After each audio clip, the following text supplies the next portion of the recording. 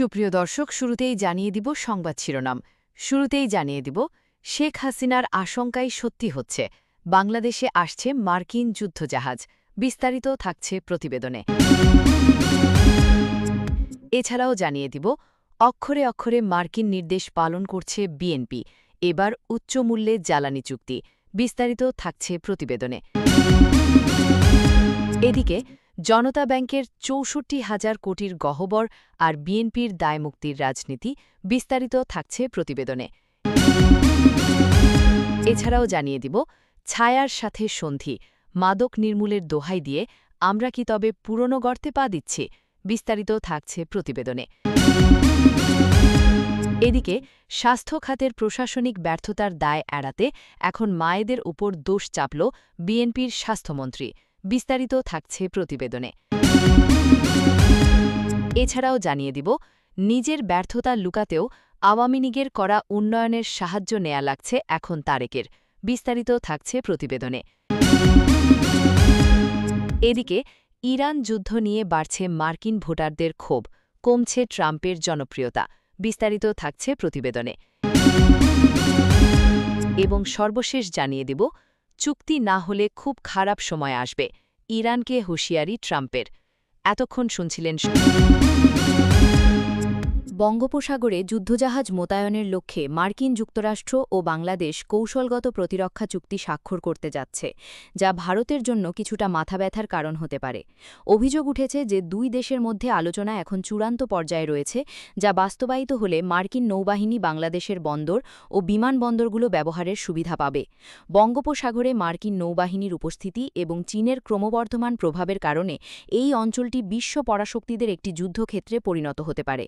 প্রতিবেদন অনুযায়ী গত ৫-৭ মে মার্কিন বাণিজ্য প্রতিনিধির কার্যালয়ের কর্মকর্তাদের ঢাকা সফরকালে ইতিমধ্যে স্বাক্ষরিত রেসিপ্রোকাল ট্রেড এগ্রিমেন্ট বাস্তবায়নের বিষয়ে আলোচনা হয়।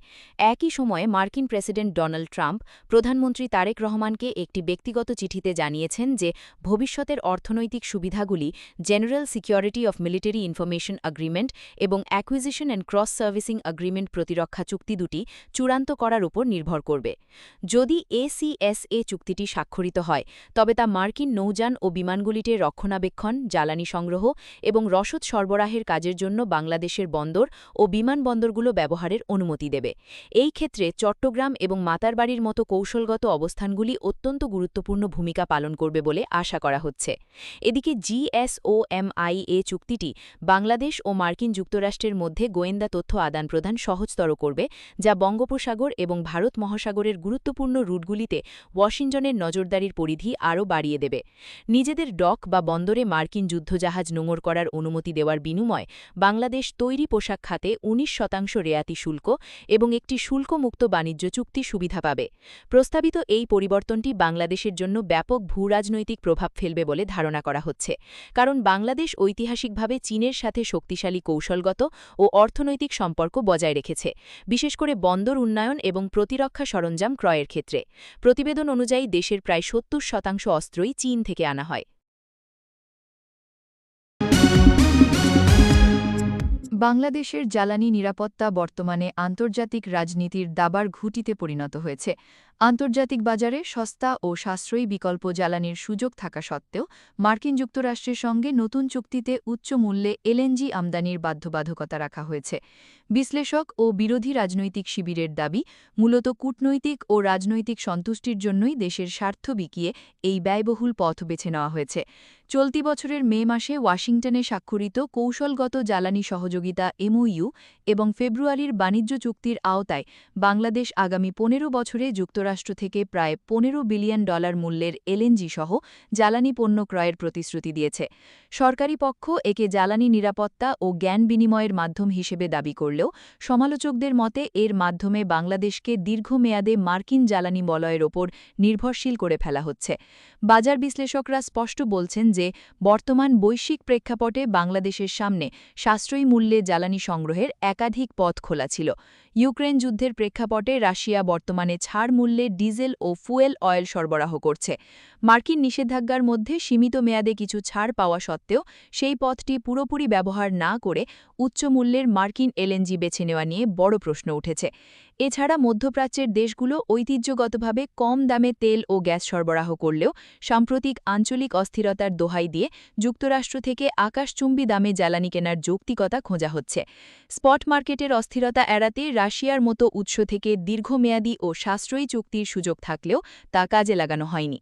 অর্থনীতিবিদরা মনে করছেন এই চুক্তি বাংলাদেশের জ্বালানি খাতের সার্বভৌমত্ব ও অর্থনৈতিক স্থিতিশীলতাকে মারাত্মক হুমকির মুখে ফেলবে। সেন্টার ফর পলিসি ডায়ালগের সম্মানীয় ফেলো ড দেবপ্রিয় ভট্টাচার্য সহ অনেক বিশেষজ্ঞের মতে এর ফলে দেশের ভঙ্গুর বৈদেশিক মুদ্রা রিজার্ভের ওপর অসহনীয় চাপ তৈরি হবে। একই সাথে বিদ্যুৎ উৎপাদন ও শিল্প খাতের ব্যয় বহুগুণ বেড়ে যাবে, যার সরাসরি প্রভাবে পরিবহন খরচ ও নিত্যপণ্যের দাম বেড়ে সাধারণ মানুষের জীবনযাত্রার মান আরও দুর্বিষহ হয়ে উঠবে। প্রধান বিরোধী দল বিএনপি সহ অন্যান্য রাজনৈতিক দলগুলো এই চুক্তির কড়া সমালোচনা করে অভিযোগ তুলেছে যে বর্তমান সরকার জনগণের স্বার্থ জলাঞ্জলি দিয়ে আন্তর্জাতিক মহলের সমর্থন পাওয়ার জন্য অক্ষরে অক্ষরে মার্কিন নির্দেশ পালন করছে। তাদের দাবি $15 বিলিয়ন এই বিশাল দায় দেশের অর্থনীতিকে পঙ্গু করে দেবে এবং জ্বালানি খাতে বাংলাদেশের দর কষাকষির ক্ষমতা একদম কমিয়ে দেবে। সরকারি পক্ষ থেকে একে জ্বালানি বৈচিত্র্যকরণ বলা হলেও স্বচ্ছতার অভাব এবং উচ্চ মূল্যের দীর্ঘমেয়াদী চুক্তির এই বিশাল বোঝা শেষ পর্যন্ত সাধারণ জনগণকেই বইতে হবে বলে আশঙ্কা প্রকাশ করছেন বিশেষজ্ঞরা।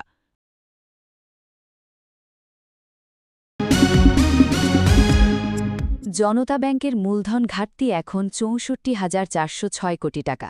সংখ্যাটা শুনতে বড় মনে হয়, কিন্তু এর ভেতরে কি আছে সেটা বুঝলে গা শিরশির করে। ব্যাসেল ৩ নীতি অনুযায়ী ব্যাংকটার মাত্র ১২,৯১৮ কোটি টাকার মূলধন রাখার কথা, কিন্তু বাস্তবে ব্যাংকটা এত গভীর গর্তে আছে যে সেই গর্তের তলা দেখা যাচ্ছে না। ২০২৫ সালে ব্যাংকটার নিট লোকসান ৩,৯৩১ কোটি টাকার বেশি। ১,০৫,০০০ কোটি টাকার বেশি ঋণের মধ্যে ৫০,৫৩০ কোটি টাকা আটকে আছে মাত্র ৫টা ব্যবসায়িক গোষ্ঠীর কাছে। পুরোটাই খেলাপি। ব্যাংকটা এখন কোনো মতে বেঁচে আছে সরকারি ট্রেজারি বিল আর বন্ডের সুদ খেয়ে। এই অবস্থা হঠাৎ হয়নি। ক্ষমতা দখল করেই রাজনৈতিক বিবেচনায় ঋণ দেওয়া হয়েছে, রাজনৈতিক বিবেচনায় পর্ষদের লোক বসানো হয়েছে, আর জবাবদিহির জায়গাটা পুরোপুরি ধ্বংস করে দেওয়া হয়েছে। এটা কোনো প্রাকৃতিক দুর্যোগ না, এটা পরিকল্পিতভাবে একটা প্রতিষ্ঠানকে শেষ করে দেওয়ার গল্প। এখন প্রশ্ন হল, এই সংকটের সামনে যে সরকার দাঁড়িয়ে আছে সেই সরকার কি আদৌ এর সমাধান করার যোগ্যতা রাখে? ফেব্রুয়ারির ১২ তারিখে যে নির্বাচন হয়েছে সেটাকে নির্বাচন বলতে লজ্জা করে। দেশের প্রধান প্রধান রাজনৈতিক দলগুলো ছিল না, জনগণ ভোট কেন্দ্রে যায়নি, আর যা হয়েছে সেটা মূলত নিজেরা নিজেরা ক্ষমতা ভাগ করে নেওয়ার একটা আনুষ্ঠানিকতা। জিয়াউর রহমান যে দল তৈরি করেছিলেন সেনাবাসের ছায়ায়, সেই বিএনপি আজকে অর্থ মন্ত্রণালয় থেকে শুরু করে সব জায়গায় মন্ত্রী বসিয়ে দেশ চালাচ্ছে, কিন্তু চালানো আর লুটপাট করার মধ্যে পার্থক্যটা ক্রমশ ঘুচে যাচ্ছে। অর্থমন্ত্রী সংসদে বলেছেন, ব্যাংক নিয়ে কিছু অজনপ্রিয় সিদ্ধান্ত নিতে হতে পারে। এই কথাটা শুনতে ভালো, কিন্তু বিএনপির ইতিহাস ঘাটলে দেখা যায় অজনপ্রিয় সিদ্ধান্ত নেওয়ার সাহস এই দলের কখনো ছিল না। বেসিক ব্যাংককে বাঁচাতে ৩,৫০০ কোটি টাকা ঢালা হয়েছে। ব্যাংকটা তারপরও ৮,০০০ কোটির খেলাপি ঋণ নিয়ে কোনো মতে টিকে আছে।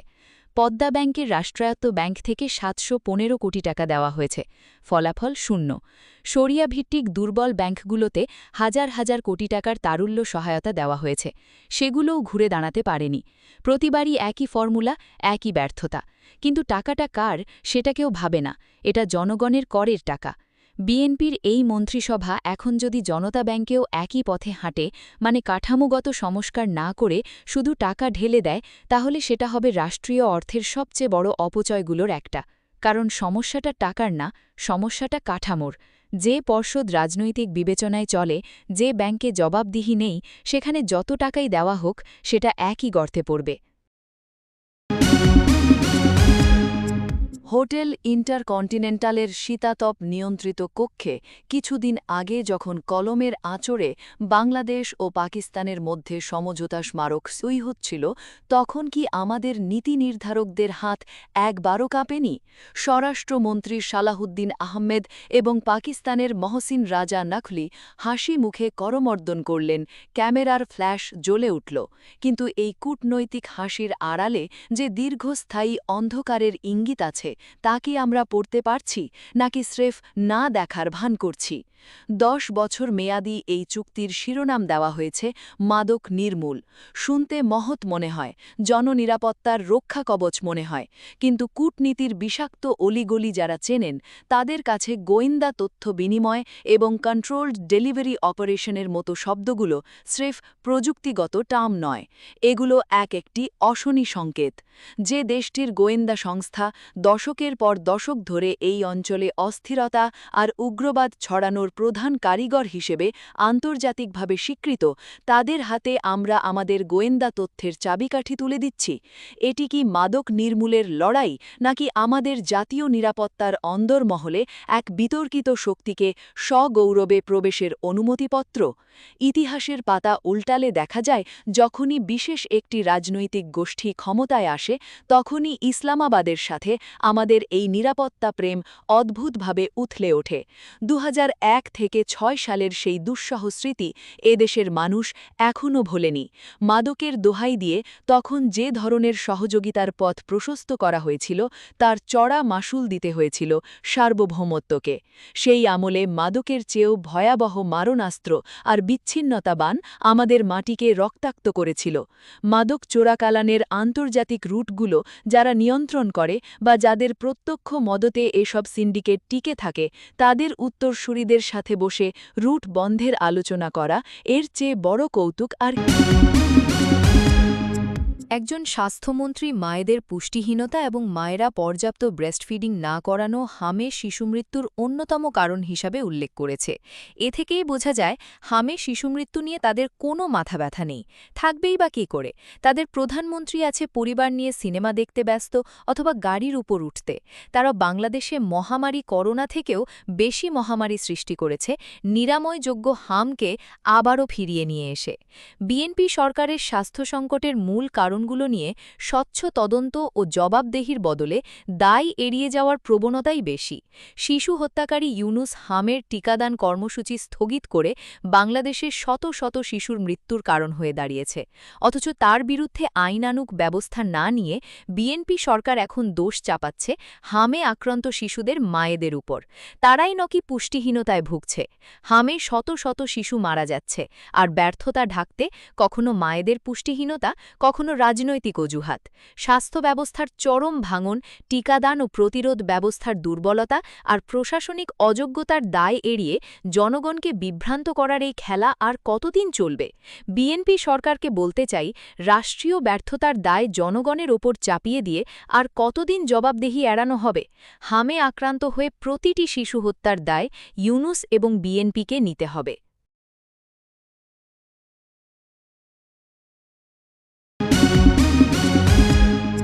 রূপপুরের ঋণ কিস্তি শুরু হওয়ার কথা 2029 সালের জুন থেকে। রাশিয়ার সাথে চাইলে আরও সময় নেওয়াও সম্ভব, সেটা কূটনৈতিকভাবে করা যায়। কিন্তু তারেক রহমান ক্ষমতায় বসেই 2026 থেকে কিস্তি দেওয়া শুরু করে দিলেন। তারপর মাইকে দাঁড়িয়ে বললেন, আওয়ামী লীগ আমাদের ঋণের জালে ফেলে গেছে। এটা রাজনৈতিক ব্যর্থতা ঢাকার সবচেয়ে পুরনো কৌশল। দেশে এখন হামের টিকা নেই। নিত্যপণ্যের বাজার সাধারণ মানুষের নাগালের বাইরে। জ্বালানি সংকট চলছে। আইনশৃঙ্খলা পরিস্থিতি নিয়ে কথা বলতে গেলে মানুষ হাসে। বিএনপির নেতাকর্মীরা জায়গায় জায়গায় চাঁদাবাজি করছে। এগুলো এখনকার সমস্যা, এখনকার সরকারের ব্যর্থতা। কিন্তু তারেক রহমান এসব নিয়ে কথা বলতে রাজি নন। তিনি ব্যস্ত 2029 সালের একটা ঋণকে 2026 সালে দাঁড়িয়ে সংকট বানাতে। 12 ফেব্রুয়ারির যে নির্বাচনে বড় দলগুলো ছিল না, মানুষ ভোট দিতে যায়নি, সেই নির্বাচনের বৈধতার জোরে বসে থেকে এখন জাতিকে ঋণের গল্প শোনানো হচ্ছে। দায় এড়ানোর এই রাজনীতি বাংলাদেশ 2001 থেকে 6 সালেও দেখেছে। যুক্তরাষ্ট্রে আগামী নভেম্বরে অনুষ্ঠিতব্য অত্যন্ত গুরুত্বপূর্ণ মধ্যবর্তী নির্বাচনের আগে প্রেসিডেন্ট ডোনাল্ড ট্রাম্প এবং তার দল রিপাবলিকান পার্টির জন্য এক বড় বিপদের বার্তা নিয়ে এসেছে সাম্প্রতিক এক জনমত জরিপ। দ্য নিউ ইয়র্ক টাইমসের এক বিশেষ প্রতিবেদনে প্রকাশিত জরিপের ফলাফলে দেখা গেছে, চলমান ইরান যুদ্ধ এবং এর অর্থনৈতিক প্রভাব নিয়ে খোদ রিপাবলিকান সমর্থকদের একটি বড় অংশ এবং সাধারণ মার্কিন ভোটারদের মধ্যে তীব্র অসন্তোষ তৈরি হয়েছে। রাজনৈতিক বিশ্লেষকদের মতে এই জনমত জরিপের ফলাফল ট্রাম্প প্রশাসনের যুদ্ধনীতি এবং আসন্ন মধ্যবর্তী নির্বাচনে রিপাবলিকানদের আসন ধরে রাখার লড়াইকে এক চরম অনিশ্চয়তার মুখে ঠেলে দিয়েছে। 2026 সালের ফেব্রুয়ারি মাস থেকে শুরু হওয়া ইরান যুদ্ধের পেছনে মার্কিন পেন্টাগনের খরচ ইতিমধ্যে 29 বিলিয়ন বা $2,900 কোটি ছাড়িয়ে গেছে। বিশাল এই যুদ্ধব্যয়ের কারণে দেশের সাধারণ চিকিৎসা সহায়তা প্রকল্প মেডিকেয়ার সহ সামাজিক নিরাপত্তা খাতগুলোতে বাজেট ঘাটতি দেখা দেওয়ার আশঙ্কা তৈরি হয়েছে। খোদ ডোনাল্ড ট্রাম্পও স্বীকার করেছেন যে এই ব্যয়বহুল বৈদেশিক যুদ্ধের কারণে ফেডারেল সরকারের পক্ষে বিশাল অর্থনৈতিক দায়ভার একা বহন করা কঠিন হয়ে পড়ছে। জরিপে দেখা গেছে অধিকাংশ মার্কিন নাগরিকই এই যুদ্ধকে অপ্রয়োজনীয় এবং অবৈধ বলে মনে করছেন। বিশেষ করে আন্তর্জাতিক বাজারে জ্বালানি তেলের মূল্যবৃদ্ধি এবং মার্কিন অর্থনীতিতে এর নেতিবাচক প্রভাব সাধারণ ভোটারদের ট্রাম্পের যুদ্ধনীতির বিরুদ্ধে ক্ষুব্ধ করে তুলেছে। রিপাবলিকানদের জন্য সবচেয়ে উদ্বেগের বিষয় হল এতদিন যারা ট্রাম্পের অন্ধ সমর্থক ছিলেন তাদের অনেকেই এখন এই যুদ্ধের বিরোধিতা করছেন। জরিপ অনুযায়ী মধ্যবর্তী নির্বাচনের